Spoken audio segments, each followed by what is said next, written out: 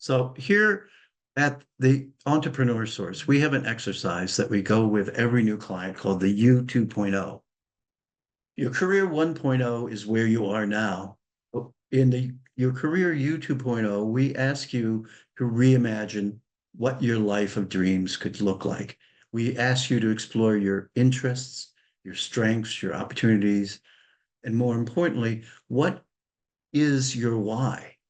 We all carry self-judgments, beliefs, and goals that we stopped questioning a long time ago, but those may now be outdated in today's economy.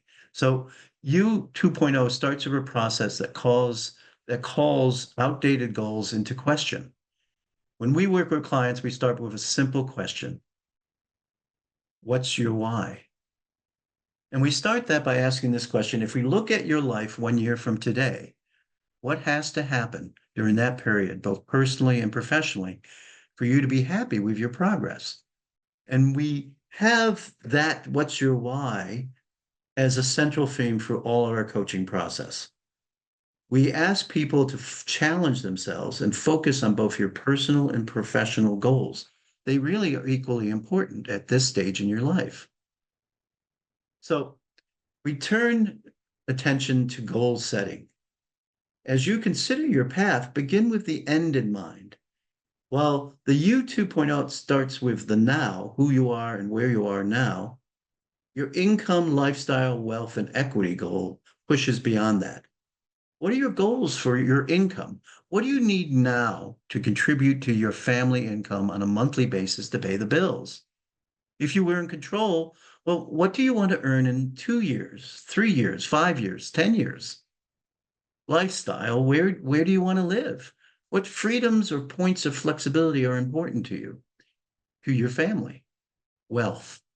How much wealth will you need to provide you with a comfortable retirement? And then equity. Do you want to build a business that you might want to pass on to your children or leave a legacy or even sell in the future? These are issues you probably have heard before, but did you know that less than 3% of Americans have written goals? As I mentioned earlier, it is odd that people do not write journals or do not have a plan that's written down. But I was shocked when I heard this less than 3% have even written down their goals for their future. So I regularly ask clients, where do you want to be in 10 years? And many of them tell me they have no idea or have not even thought about it. So if you get nothing else out of this session today, I encourage you to sit down with the people that are most important to you and ask, what do we want our lives to look like in 10 years? It's also a great way for you to allow yourself to dream. And I bet it will lead to some really revealing conversations. So I want to share with you a story about my client, Cameron. 6 months ago, Cameron was laid off from a company that had initially hired him to be the successor for the then incumbent chief information officer. At the time of his layoff in May, the supposedly outgoing chief information officer is the one who decided to not retire and instead asked Cameron to leave the company. Of course, Cameron was very upset, and he and his wife spent many hours just regretting the decision that he had misaligned with that guy, that company, for a promise. He worked long hours, spent many days away from his family over the years. He and his wife had a dialogue about what they wanted in the future. What are their goals? After meeting Cameron and Denise, his wife, I worked with the two of them to consider the option of owning their own business. They looked at several possible opportunities and they settled on a senior care business in Southern Arizona and have just opened their doors last month. Cameron admitted to me when I caught up with him 2 weeks ago in Phoenix that he and Denise had never been happier as a result.